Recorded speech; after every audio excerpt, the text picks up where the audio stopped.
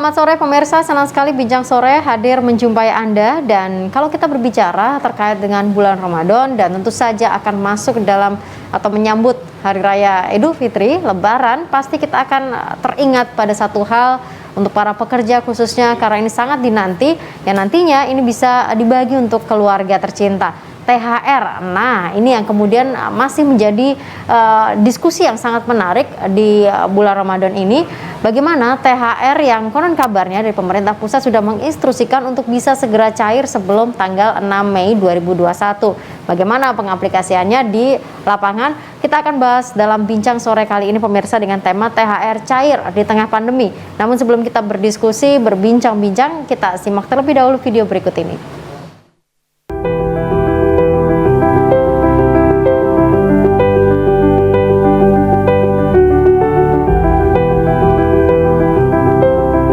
Pemirsa, Menteri Ketenagakerjaan atau Menaker Ida Fauzi telah memutuskan bahwa tunjangan Hari Raya atau THR 2021 untuk pekerja buruh wajib dibayarkan secara penuh dan tidak dicicil.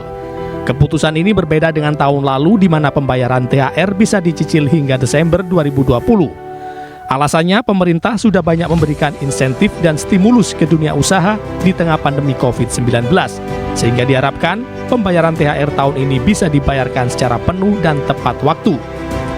Perusahaan yang tidak mampu membayar THR wajib melampirkan bukti laporan keuangan internal perusahaan. Selain itu, perusahaan juga diminta membuka dialog dengan pekerja untuk mencapai kesepakatan tanggal pembayaran THR.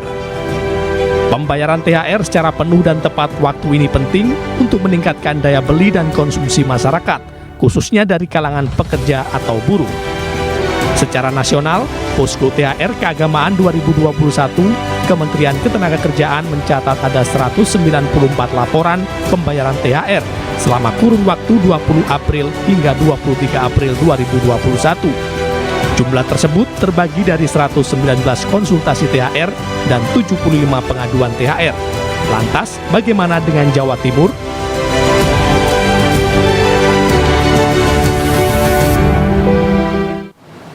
Ya pemirsa, ketika kita berbicara tentang Jawa Timur tanpa mengesampingkan sejumlah kota kabupaten yang ada di Jawa Timur, karena tentunya kami tidak bisa mengundang semuanya, maka kami mencoba mengambil beberapa yang boleh dikatakan ini masuk dalam ring 1, yakni Surabaya, Sidoarjo, dan Mojokerto. Namun mudah-mudahan ini bisa mewakili kota kabupaten yang lain yang ada di Jawa Timur. Hadir di studio JTV pemirsa, Kepala Dinas Tenaga Kerja dan Transmigrasi Kabupaten Sidoarjo, Kadisnaker Kabupaten Sidoarjo, Ibu Feni Apridawati. Bu Feni, selamat sore, apa kabar? Selamat sore, Alhamdulillah. Alhamdulillah, sehat selalu Bu Feni? Alhamdulillah sehat. Terima kasih telah bersedia hadir. Pemirsa, saya juga menyapa dari Ketua Apindo Kabupaten Mojokerto, Pak Bambang Wijanarko. Pak Bambang, selamat sore. Selamat sore. Matur nuwun telah bergabung di line Zoom. Terima kasih, dan nanti juga akan bergabung bersama dengan kami Koordinator Posko THR LBH Surabaya, ada Pak Habis Solihin SH. Saya langsung ke Sidoarjo terlebih dahulu dari Kadisnaker Kabupaten Sidoarjo, Bu Feni. Ini aturan sudah dikeluarkan. Artinya mau tidak mau secara penuh harus dibayarkan.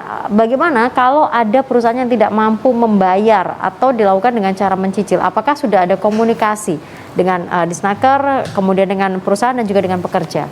Baik, terima kasih Mbak Agnes. Mudah-mudahan semuanya sehat walafiat. Amin. Dan mudah-mudahan semua perusahaan di Kabupaten Sidoarjo khususnya bisa membayar THR dengan penuh, dengan tepat waktu. Itu harapan dari Pemkab Sidoarjo utamanya. Kemudian kalau tadi dikatakan bagaimana kalau dengan perusahaan yang mencicil, di dalam klausul SE Menaker berikut SE Gubernur Jawa Timur dan SE Bupati disampaikan bahwa khusus perusahaan-perusahaan yang terdampak pandemi itu bisa dilakukan dengan ada kesepakatan, ada dialog antara pengusaha dan pekerja. Tetapi itu tidak menghilangkan kewajiban dari kewajiban perusahaan untuk membayar THR. Dan dalam klausul semuanya dari SE itu tidak ada juga klausul cicil-mencicil. Oke, artinya tetap harus ada kewajiban penuh, untuk gitu ya? membayar. Bahkan H-7 kan, terus kemudian andai kata perusahaan tersebut terdampak pandemi, ada kesepakatan, ada dialog antara pekerja dan pengusaha, kemudian ada kesepakatan antara pengusaha dan pekerja yang itu wajib dilaporkan kepada Dinas Ketenagakerjaan setempat. Nah, setelah ada kesepakatan, otomatis kita dari Pemkab berkewajiban untuk memonitor apakah kesepakatan itu dijalankan dan seterusnya. Itu yang menjadi kewajiban kami, dan kami membuka posko THR ini sejak dikeluarkannya SE Menaker, karena nun sewu tahun-tahun sebelumnya itu pengaduan soal THR lumayan banyak. Tapi kemarin sejak dibuka 13 April dan insya Allah akan kita buka sampai dengan 27 Mei sampai setelahnya, karena mungkin sekarang diam-diam saja, tetapi nanti barangkali setelah hari raya selesai ada pengaduan dan seterusnya, teman-teman tetap siap untuk memberikan pelayanan yang terbaik bagi masyarakat Sidoarjo. Oke, kalau berkaca karena memang kita masih sama-sama dalam kondisi pandemi begitu ya, tahun lalu dan sekarang kita masih dalam pandemi. Apa yang kemudian menjadi evaluasi terkait dengan pencairan THR, apalagi saat ini THR-nya harus dibayarkan full? Kalau tahun ini pemerintah itu sudah banyak solusi ya. Jadi kalau yang tahun lalu ada mencicil masih diperkenankan, tahun ini sudah tidak boleh lagi sebenarnya. Jadi di dalam SE itu perusahaan wajib. Tapi manakala sekali lagi perusahaan tidak mampu dalam kaitan karena pandemi, itu baru boleh ada dialog kesepakatan. Oke, artinya diserahkan antara perusahaan dengan pekerjanya begitu ya. Dan Disnaker di sini posisinya mengetahui atau memfasilitasi. Harus dilaporkan kepada Dinas Tenaga Kerja. Baik. Nah, itu nanti kalau misalnya ada pelanggaran atau pengaduan, kita wajib juga menindaklanjuti ke provinsi, karena yang berhak di dalam pengawasan normatif hal-hal seperti ini adalah pengawas provinsi. Oke. Saya coba ke Pak Bambang melihat dengan kondisi yang ada di Mojokerto sekaligus karena ini Pak Bambang sebagai perwakilan dari para pengusaha. Bagaimana pengusaha menanggapi hal ini, Pak? Kondisinya masih sama-sama pandemi dan ini harus dibayarkan penuh THR-nya, Pak Bambang. Ya, terima kasih. Jadi pada intinya saya yakin para pengusaha tidak akan tidak membayar ya. Betul. Tapi kan coba bisa dilihat selama tahun 2020 sampai 2021 ini pandemi berakhir juga tidak kelihatan. Kapan akan berakhir? Nah, itu berdampak sebenarnya tidak hanya pada THR. Pada saat upah saja, upah itu juga terjadi. Ada perusahaan itu sampai sekarang masih menggilir, maksudnya menggilir pekerjanya. 3 hari masuk, 3 hari libur, itu masih ada terjadi. Dan itu juga sudah mendapat izin dari Disnaker dengan kesepakatan. Nah, sama yang seperti Ibu Disnaker dari Kadisnaker Sidoarjo menyampaikan, itu memang benar. Sekarang memang tidak ada mencicil. Di SE pun tidak ada. Memang itu suatu kewajiban. Tetapi bayangkan, apabila ada perusahaan sampai sekarang saja, itu juga masuk sehari tidak masuk, masuk sehari tidak masuk. Ini mestinya pasti menggunakan kesepakatan. Dan mudah-mudahan semua lapisan, siapa saja, baik pekerjanya, baik serikatnya, semuanya, pemerintahnya, pengusahanya, dalam berpikir mungkin bisa berpikir positif. Karena selama kita berpikir positif, pengusaha berpikir positif pada pekerja berpikir positif pada pengusahanya, kemudian pemerintah juga berpikir positif pada investornya, sebaliknya investor juga berpikir positif pada pemerintah, semua akan berjalan dengan baik. Dan saya yakin sampai saat ini di Kabupaten Mojokerto sudah ada yang melaksanakan THR penuh. Sudah ada ya? Bahkan awal-awal. Jadi hari puasa dapat 2 hari. Jadi hari ketiga, -3 itu ya. Itu baru puasa 3 hari sudah membayarkan THR, itu ada. Dan sudah melaporkan ke Disnaker. Baik. Cuman masih bisa dihitung jari. Baik.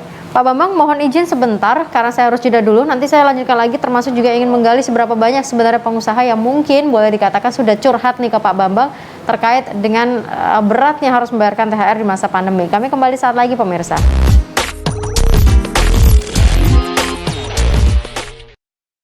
Masih berbincang di sore hari ini pemirsa membahas terkait dengan THR yang cair di tengah pandemi. Sebelum saya ke Pak Bambang Wijanarko, saya harus menyapa dulu seorang narasumber yang sudah bergabung bersama dengan kami di studio JTV.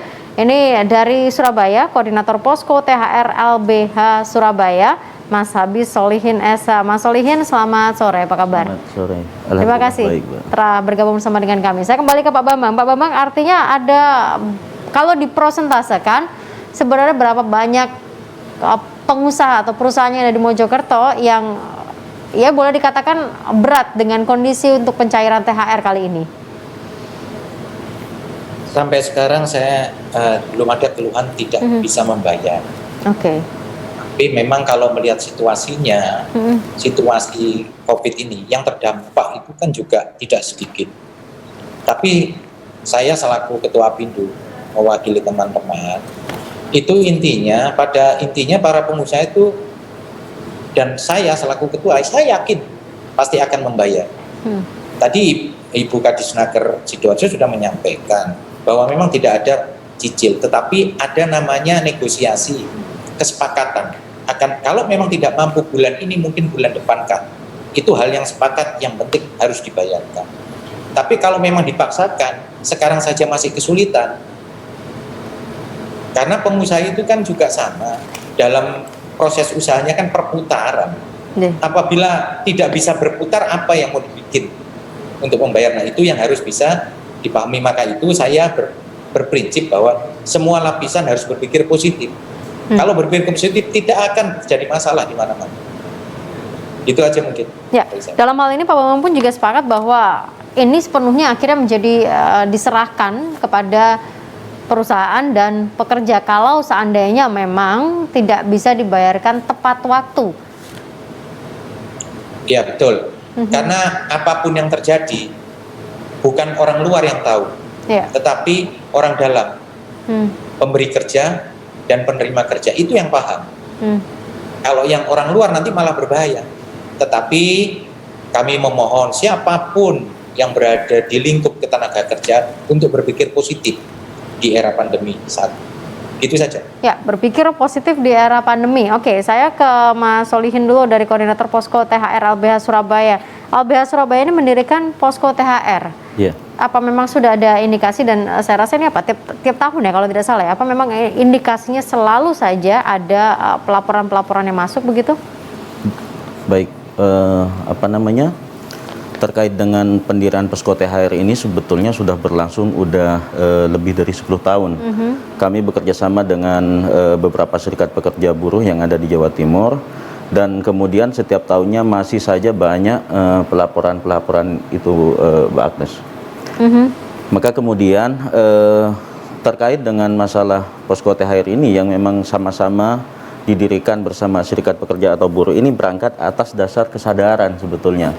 Dan kemudian dari beberapa pengaduan-pengaduan itu tidak sedikit dalam setiap tahunnya, bahkan meningkat, bahkan di saat pandemi saat ini terus meningkat tentang masalah THR ini gitu.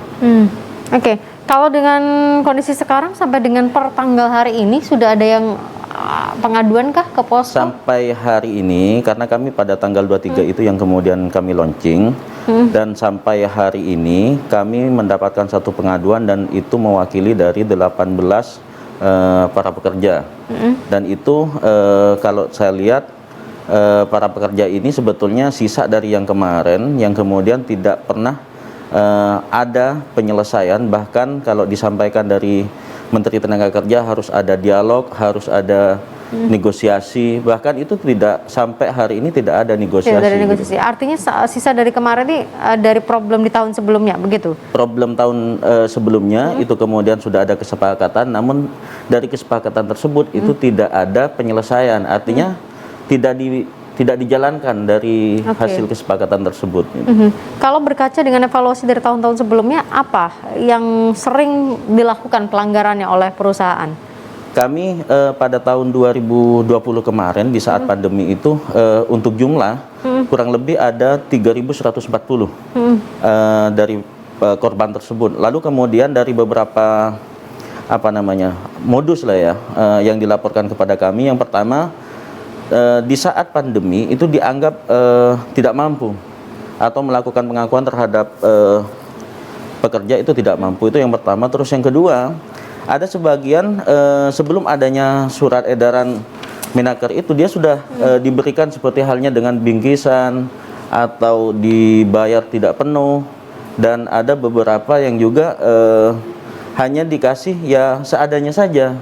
Lalu kemudian setelah adanya surat edaran pada tahun 2020 itu terkait dengan masalah perundingan antara pemberi kerja dengan prapekerja, maka kemudian itu makin banyak tuh.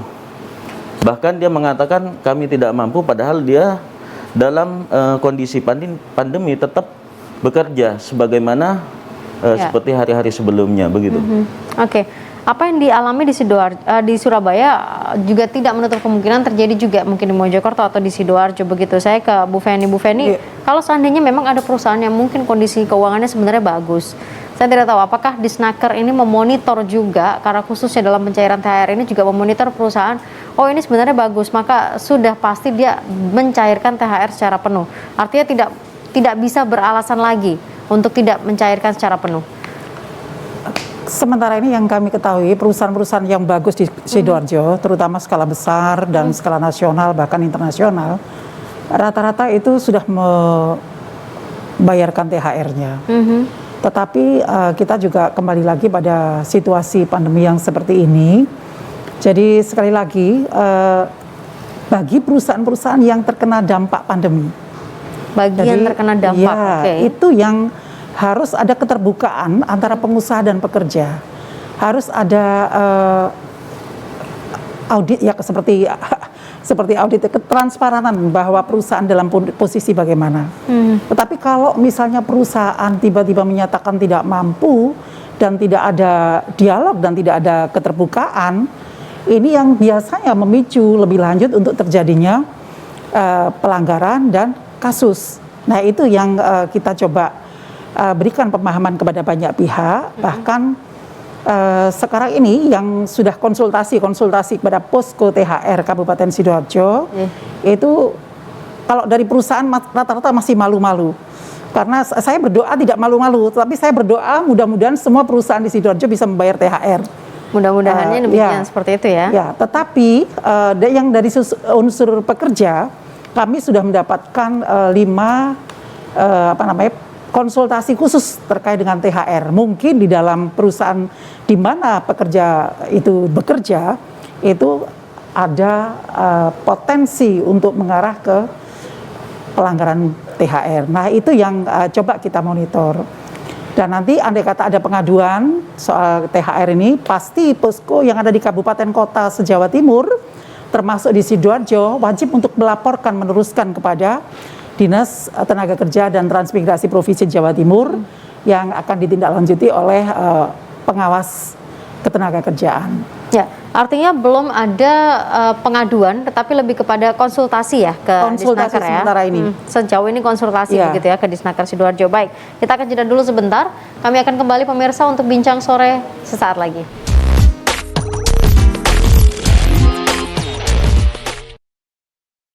Ya, THR cair di tengah pandemi ini menjadi harapan dari semua pihak, khususnya para pekerja yang memang telah menjalankan kewajibannya. Maka pastinya inilah yang ditunggu-tunggu agar haknya bisa didapatkan di momen Lebaran ini bersama nanti dengan bisa dinikmati bersama dengan keluarga. Sebelum saya ke Pak Bambang, saya mungkin ke Mas Solihin dulu ya. Mas Solihin, ini kalau kita melihat sebenarnya dengan kondisi pandemi ini, apakah tuntutan pekerja itu masih dikatakan layak untuk mengadukan apabila perusahaan kemudian tidak bisa membayar secara penuh dan sebagainya. Padahal ini dalam kondisi pandemi, seperti tadi kata Pak Babak, ayo semua sama-sama saling mengerti. Baik, terkait dengan masalah perspektif saat ini sedang force majeure ya toh. Kami sama-sama mengetahui bahwa dari beberapa perusahaan juga mendapatkan kesulitan, khususnya dari sesuai dengan laporan yang kami terima di posko, kebanyakan para pekerja di sektor pariwisata. Dan ini sangat berdampak di saat pandemi ini. Namun lagi-lagi begini, ketika ada suatu dialog, maka dialog itu kan menghasilkan suatu produk atau perjanjian atau suatu kesepakatan. Nah, disepakatan itu yang kemudian kebanyakan tidak terrealisasi dengan baik. Nah, ini yang sebetulnya memicu beberapa problem beberapa bulan terakhir ini dalam konteks tunjangan hari raya.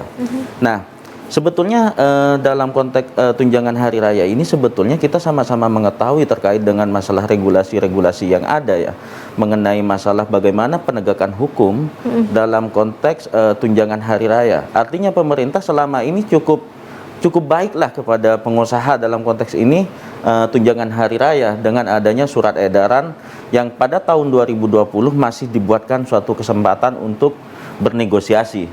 Namun dari negosiasi itu yang kemudian tidak menghasilkan yang lebih baik, artinya memposisikan sebagai pekerja dan dihadap-hadapkan dengan pengusaha yang itu notabene kebanyakan para pekerja yang kemudian tidak memiliki kemampuan untuk melakukan negosiasi.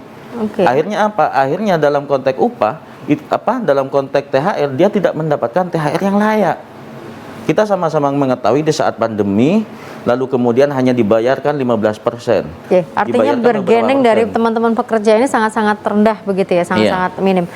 Saya coba ke teman-teman pengusaha dalam hal ini Pak Bambang. Pak Bambang, bagaimana kalau kondisi di Mojokerto? Benarkah memang kondisi pekerja ini sangat lemah? Artinya ketika berusaha menuntut tapi pekerja ini memang diminta untuk bisa mengerti kondisi dari perusahaan, Pak Bambang. Sebenarnya kalau di Mojokerto sampai saat ini kita Apindo khususnya hubungan dengan perwakilan serikat cukup baik. Ya, apalagi yang tergabung dalam Dewan Pengupahan. Kalau berkaitan dengan THR, itu kan sudah ada aturan-aturan yang jelas. Dan sampai saat ini, pagi tadi saya juga kontak Disnaker Kabupaten, itu belum ada sama sekali pelaporan terkait masalah THR.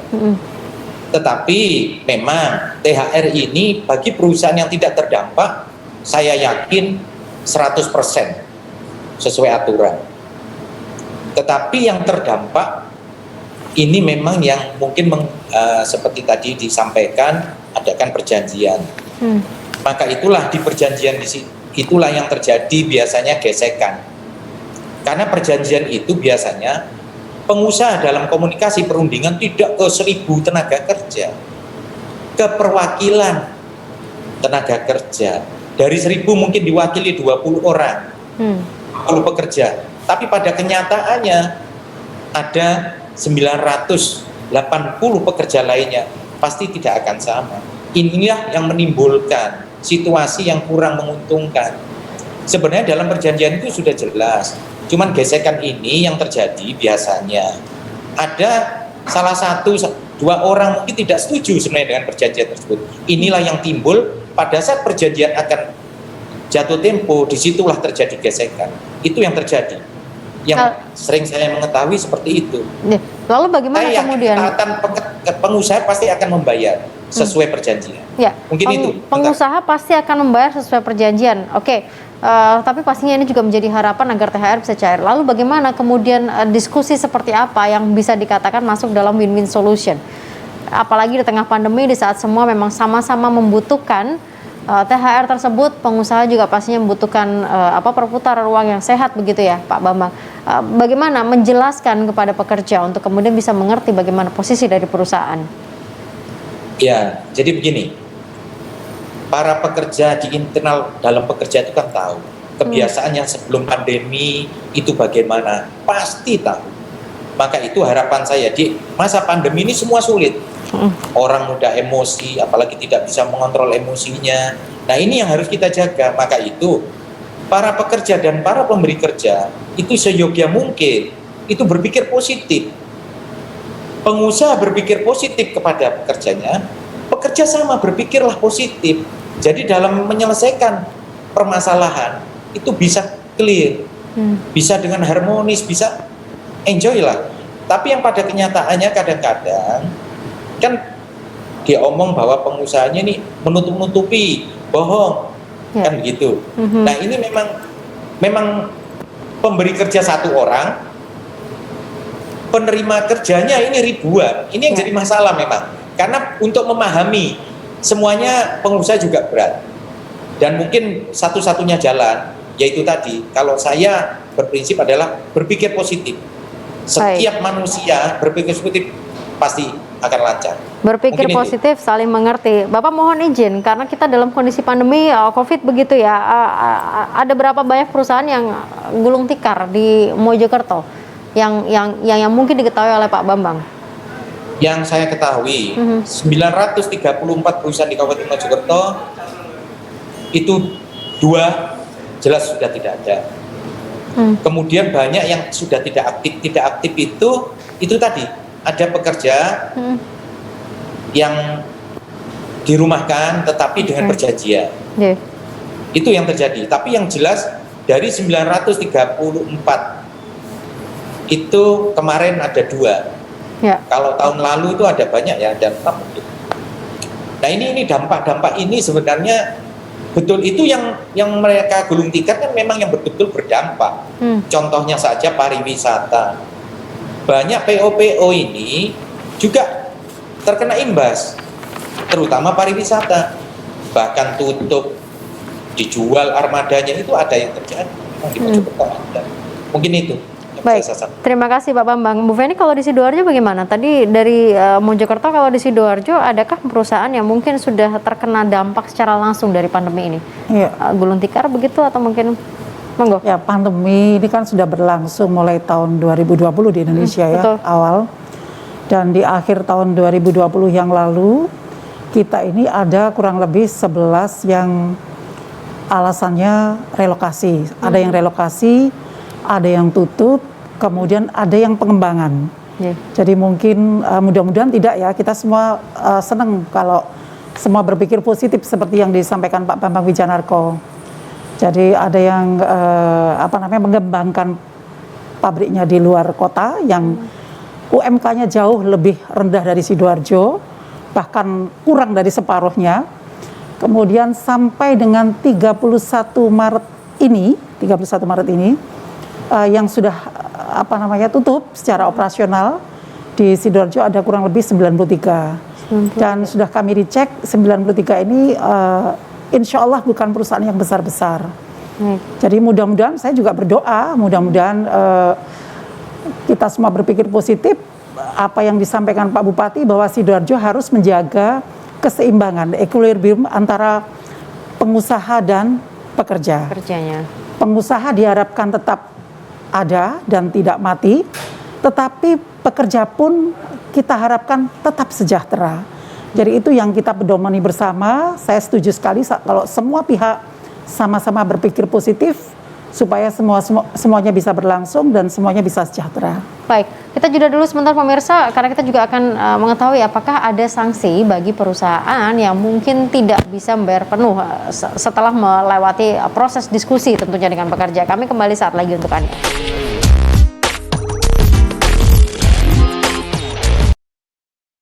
Ya, tentunya menjadi harapan bersama agar semua dapat bersinergi antara pengusaha, perusahaan, dan juga pastinya pihak pekerja, khususnya dalam hal pencairan THR, apalagi memang ini melewati bulan Ramadan dan masuk dalam suasana Lebaran. Nah, yang menjadi pertanyaan adalah apakah ada sanksi ketika sudah melewati proses diskusi, Bu Feni, mungkin dari pemerintah begitu ya, kepada perusahaan yang sudah melewati diskusi tapi ternyata memang tidak mencapai tingkat kepuasan dari pekerja? Apakah ada sanksi kepada pengusaha atau perusahaan tersebut? Kalau sampai teguran-teguran yang tahun-tahun sebelumnya sudah dilaksanakan, tetapi kembali lagi tahun ini karena kami ini berada di kabupaten kota, setidaknya pelanggaran itu harus diawasi oleh teman-teman pengawas di Dinas Tenaga Kerja Transmigrasi Provinsi. Kemudian manakala nanti ada perselisihan antara pekerja dengan pengusaha terkait dengan THR, itu baru menjadikan ranah Dinas Tenaga Kerja Kabupaten Sidoarjo, dan sudah barang tentu itu menjadi ranah kami yang akan kami tangani. Tetapi berikutnya kalau sanksi terkait dengan pelanggaran THR, kami akan koordinasikan lebih lanjut dengan Dinas Tenaga Kerja Provinsi yang menjadi kewenangan dari provinsi.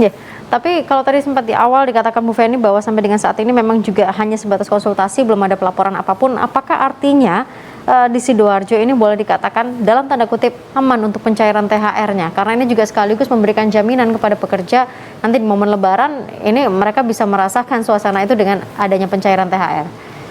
Kalau saya sepakat positive thinking, jadi bahwa semuanya tetap lancar. saya berdoa begitu ya? demikian. Jadi mudah-mudahan demikian.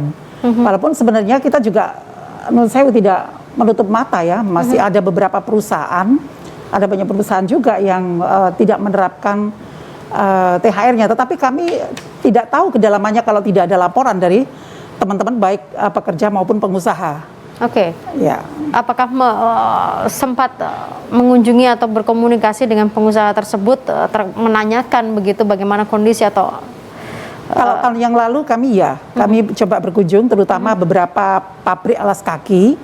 2019 malah teman-teman pengusaha rata-rata alas kaki itu karena mereka di sini ibaratnya adalah menjahitkan, jadi bahannya semua import dari luar negeri, kemudian di sini dikerjakan, kemudian balik lagi sepatu jadi diekspor ke luar negeri, sehingga dengan curhatannya semikian karena masa pandemi bahan produk yang mau dikerjakan import ini kan ditutup sehingga tidak bisa mengerjakan apa-apa.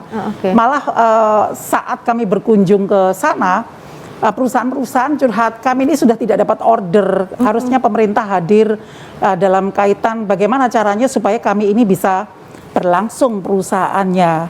Terus kami waktu itu juga tanyakan soal BPJS karena kan saat pandemi itu saat-saat yang sangat rawan kalau misalnya tidak ada lemean bantal untuk teman-teman pekerja, sehingga kita coba mengkoordinasikan terkait dengan keikutsertaan BPJS bagi mungkin yang tidak diikutkan ya harus diikutkan. Suatu ketika menurut saya, apalagi sekarang sudah ada ketentuan bahwa jaminan kehilangan pekerjaan ke depan akan dirancang lebih khusus. Itu bagi kami merupakan berita yang sangat luar biasa dari pemerintah bahwa pekerja nanti ke depan akan banyak makin dilindungi. Kemudian yang untuk yang hasil kunjungan itu malah kami dicurhati perusahaan, kalau bisa kami ada relaksasi. Relaksasi untuk pembayaran BPJS yang menjadi tanggung jawab perusahaan. Waktu itu kami koordinasikan dengan BPJS Ketenagakerjaan Sidoarjo, kemudian diteruskan ke pusat dan alhamdulillah saat akhir tahun kemarin ada relaksasi, hanya membayar kurang lebih 1%. Dan ini sudah relaksasi sudah selesai dan perusahaan diwajibkan kembali untuk membayar BPJS itu. Sekarang ini yang kami uber-uber itu adalah bagaimana supaya pekerja semua diikutsertakan jaminan sosial karena itu lemean yang luar biasa. Baik, itu menjadi dasar yang luar biasa dan mudah-mudahan seperti yang tadi disampaikan kalau dari Sidoarjo THR benar-benar bisa cair semuanya begitu ya. Kalau dari Mojokerto Pak Bambang, ya memang sampai dengan sejauh ini memang tidak atau belum ada laporan. Apakah boleh dikatakan ini dalam kondisi yang aman begitu, terjamin ini semuanya akan cair sesuai dengan apa yang diinstruksikan oleh pemerintah, Pak Bambang? Ya insya Allah sih Kabupaten Mojokerto aman, karena kita di Kabupaten Mojokerto sekarang kalau ngomong masalah UMK saja, itu kan yang taat pada UMK itu hanya 18% dari 932 perusahaan, jadi kecil sekali. Jadi insya Allah sesuai dengan upah pokoknya itu insya Allah akan aman saja. Cuman ada yang tadi ya, yang pakai jajan itu jelas. Karena situasi COVID seperti ini ada yang memang betul-betul terdampak. Yang Ibu Kadisna sampaikan banyak juga yang terdampak. Tapi tidak semua terdampak. Bagi yang tidak terdampak, saya selaku ketua kemarin kepada anggota, ya tolong dibayarkan. Minimum terakhir adalah 7 hari sebelum Lebaran. Bagi yang terdampak silakan komunikasi, silakan negosiasi, tapi harus sesuai dengan kesepakatan. Tadi kesepakatan saya ngomong lagi ulang, yang diajak kesepakatan 1.000, tapi tidak 1.000 kan perwakilan. Kadang ada yang tidak sepakat, tetapi perwakilan sudah menandatangani semua. Ini yang memang jadi bermasalah pada saat realisasi nanti. Kemudian saya mungkin mau nambahkan yang terkait sama Ibu Kadisnaker tadi, perihal BPJS. Itu harapan kami, Bu.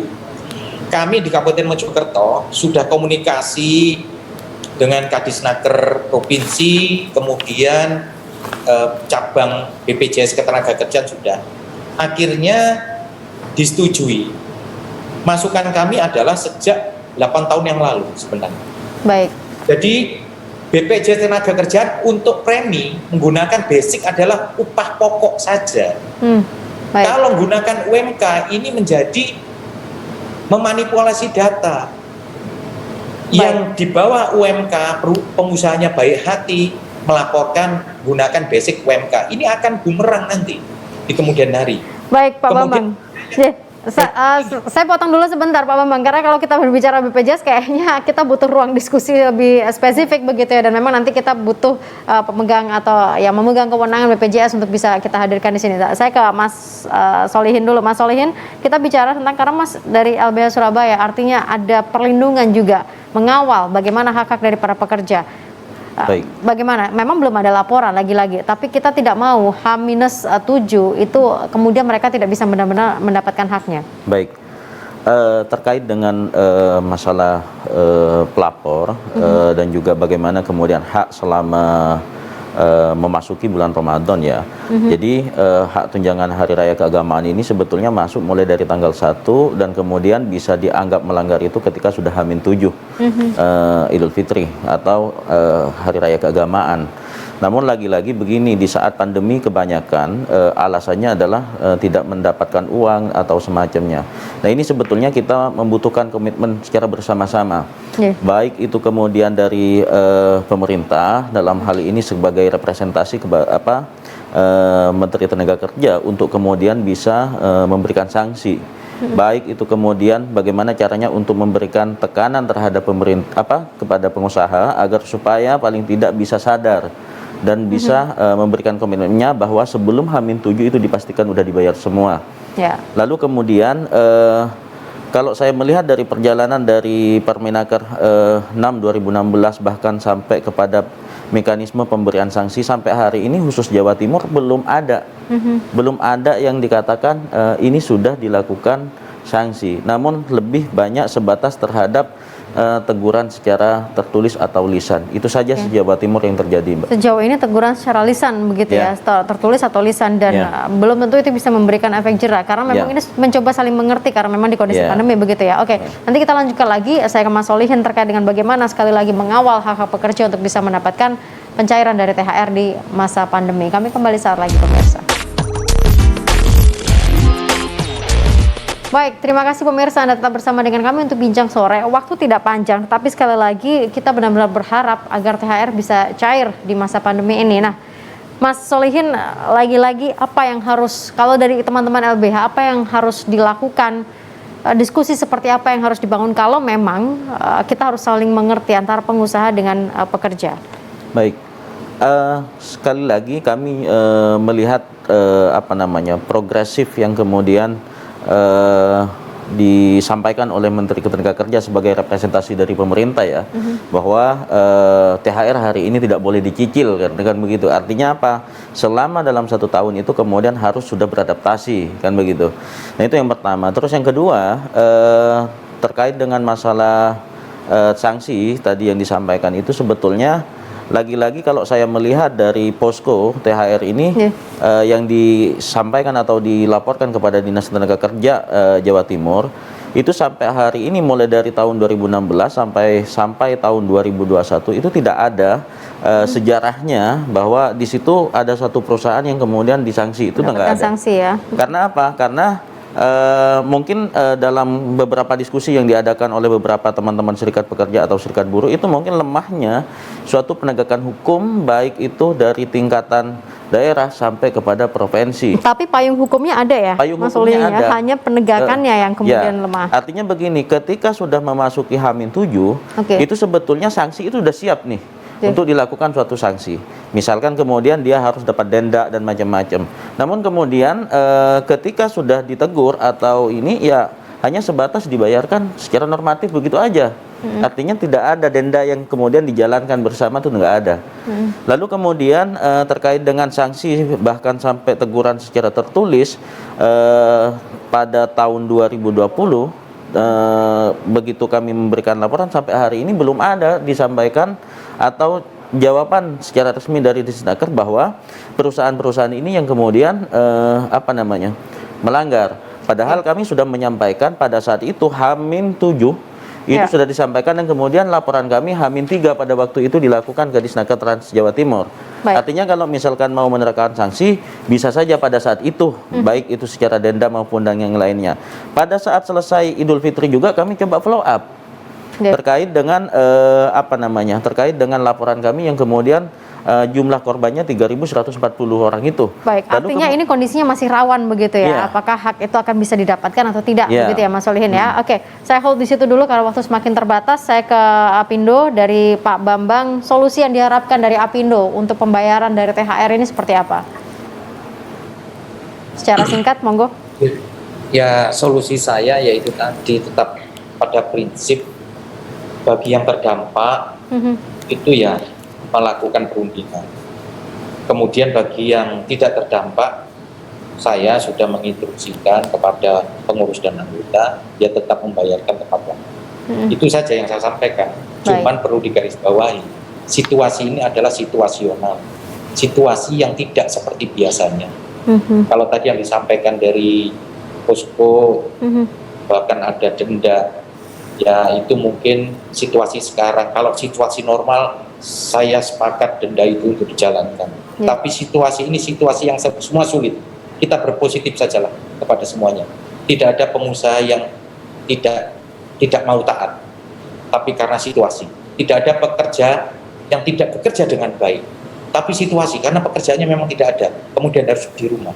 Ini kan situasional saja. Mungkin itu dari saya. Terima kasih. Terima kasih Pak Bambang. Artinya tetap kita berpositif, kita berharap saling mengerti untuk bisa mendapatkan haknya masing-masing. Bu Feni, dari Kadisnaker ini seperti apa? Karena kalau berbicara sanksi sepertinya mungkin tadi nanti saya kembali ke Mas Solihin sebentar. Bu Feni, monggo. Kalau soal sanksi administrasi dan proses untuk pelanggarannya memang tadi sudah saya sampaikan ini adalah kewenangan provinsi. Tetapi pemerintah dalam hal ini khususnya di Sidoarjo wajib hadir di tengah-tengah pengusaha, wajib hadir di tengah-tengah pekerja. Sehingga kami sangat berharap bahwa perusahaan yang tidak terdampak pandemi sudah terbayar sebelum H-7. Kemudian bagi yang terdampak pandemi sekali lagi kita kembali kepada SE, baik SE Menaker, SD Gubernur maupun SE Bupati. Ada dialog yang terbuka, artinya terbuka antara pengusaha dan pekerja, kemudian dialog yang nyaman, harmonis dan menghasilkan kesepakatan kedua belah pihak yang itu bisa dipahami kedua belah pihak. Harapan kami kehadiran pemerintah dengan cara pengusaha tetap hidup, tetap operasional, dan harapan yang luar biasa adalah bagaimana pekerja bisa sejahtera. Itu yang menjadi harapan pemerintah dan ingin diwujudkan dalam posisi yang seimbang. Oke, baik. Ini sayang sekali waktunya sudah habis. Saya sebenarnya masih ingin kembali ke Mas Solihin. Artinya kalau tidak ada sanksi, lalu apa yang kemudian menjadi benteng pertahanan dari pekerja? Boleh setengah menit aja, Mas Solihin. Baik, terkait dengan benteng pertahanan dari pekerja. Maka sebetulnya pekerja itu hanya sederhana, dia ingin mendapatkan THR-nya secara penuh, kan begitu aja. Di masa-masa sulit, artinya apa? Dia mau mencari pekerja atau bekerja tempat lain, ya juga nggak bisa begitu. Karena apa? Dia sudah terikat, di mana dia sebagai orang yang bekerja kepada orang yang memberikan pekerjaan, maka itu harus dipenuhi, paling tidak kan itu. Pada substansinya agar supaya sama-sama mencapai suatu kesejahteraan dalam hal buruh itu sendiri gitu, Mbak. Oke, baik. Demikian pemirsa bincang sore kita. Saya ucapkan terima kasih Pak Bambang yang sudah bergabung bersama dengan kami di line Zoom-nya. Mas Solihin terima kasih, Bu Feni terima kasih. Mungkin memang ini dalam kondisi yang sulit pemirsa, tetapi semua tetap berharap yang terbaik. Oleh karena itu mungkin tadi yang disampaikan Pak Bambang, Bu Feni dan Mas Solihin semua tetap berpositif, saling mengerti. Mudah-mudahan di masa pandemi ini THR bisa tetap cair sesuai dengan harapan masing-masing. Tetap sehat selalu, saya Agnes pamit. Selamat malam, sampai jumpa.